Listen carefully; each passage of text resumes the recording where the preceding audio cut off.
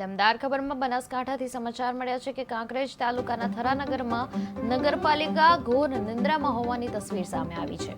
થરા બસ સ્ટેન્ડની બાજુમાં આવેલા નાના જામપુર રોડની હાલત અત્યંત બિસ્માર છે અને રોડ પર મોટા ખાડાઓ, લોખંડના સળિયા તથા ખુલ્લા ગટરો લોકો માટે મોતના કૂવા સમાન ખતરો ઊભો કરી રહ્યા છે.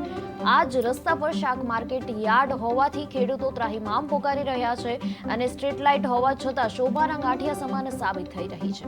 આશ્ચર્ય એ છે કે નગરપાલિકા કોઈ પગલાં લેતી નથી. આજે તો સ્થાનિક લોકોએ જ સ્વખર્ચે રોડના ખાડા પૂરવાનું કામ હાથ ધરવામાં આવ્યું છે. નગરપાલિકા હાવ એવું દેખાય છે. હાલ જોમપુર રોડ હોય એવું દેખાતું નથી. હાલ ખાડામાં રોડ હોય એવું દેખાઈ રહ્યું છે. મોટા મોટા ખાડા જે પડેલા છે એ દેખાઈ રહ્યા છે. બરોબર, તંત્રની હોમે તમે દિવસે પણ જોઈ લેજો.